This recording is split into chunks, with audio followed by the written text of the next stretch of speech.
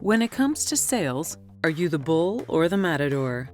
Love or hate it, sales is still the most important role in every business. But how do you sell without being annoying? Nothing happens until a sales is made. If you want a bright business future, you get to learn to sell. We've asked the experts for the top sales tactics. 1. Still today, I think everybody, when they hear the word sales, they call it a dirty word, right? Or they look at sales as this annoying aspect, or, the classic, used car salesman that Hollywood put in front of our eyes, for a period of time.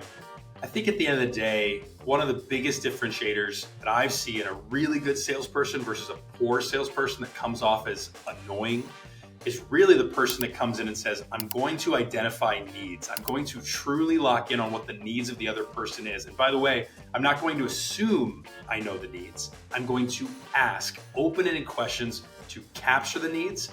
I'm then going to dig into those needs so I isolate the root, and then I'm going to validate what those needs are. And I find a lot of people struggle to understand why you have to slow down to do that. So then you can actually match your solution, your product, your service back to those needs. 2. Well, it's really simple to be not annoying when you're selling. It's play win-win. In other words, understand what sales is all about. It's nothing more than a conversation between one or more people, one being maybe yourself, you're selling yourself, or it's in the business context, it's usually between two or more people. And they're looking for something to solve. Maybe it's a problem or find an opportunity that they're looking for something. And we're looking to say, okay, does our product or service actually support that? If so, then we have a good basis for a relationship. And if we don't, we as sales people who are selling need to be the first to disengage. So we do the right thing by them and we just play by those rules. And you'll never be annoying unless you're trying to twist the arm of somebody to buy something they're not supposed to. 3.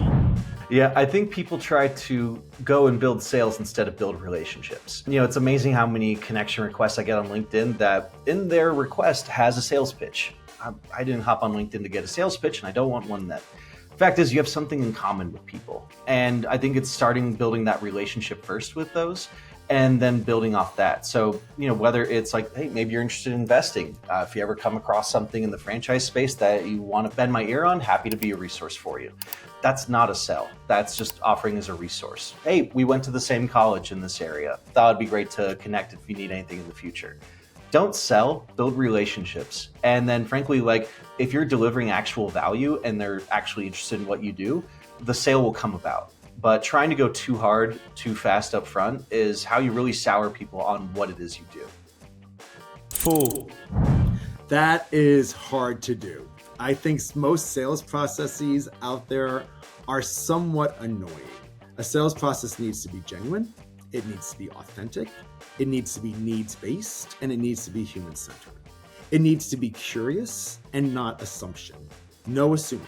It needs to be curious to understand who you're talking to and what their needs may be. I often say the sales process is the dating, the purchase is the marriage. If that's how they're showing up dating, God help me what the marriage would look like. So the success that I've had with sales process is not being a salesperson. It's actually being a service person. And I believe the best service people, those with the service heart, those who have empathy, those who really care and want to understand what my need is, those who you might not be the right solution, but that's the short game, not the long game. You might not be the right solution. You may choose to recommend that they go elsewhere for what they're looking for, but to keep you in mind if they ever need A, B, C, and D, because A, B, C, and D is what you actually do best.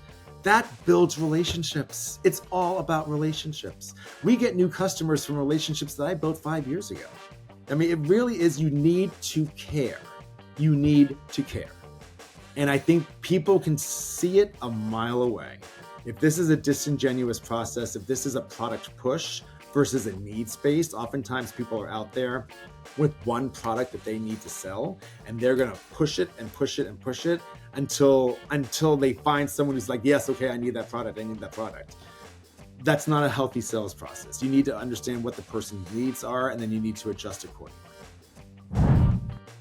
The Best of Business show is brought to you by the BASA Awards. The BASA Awards exist to recognize, reward, and promote exceptional small businesses. We run 4 award programs: Best of America, Best of Australia, Best of Canada, Best of UK. Remember, it's strictly for small businesses only. Nominate your business today.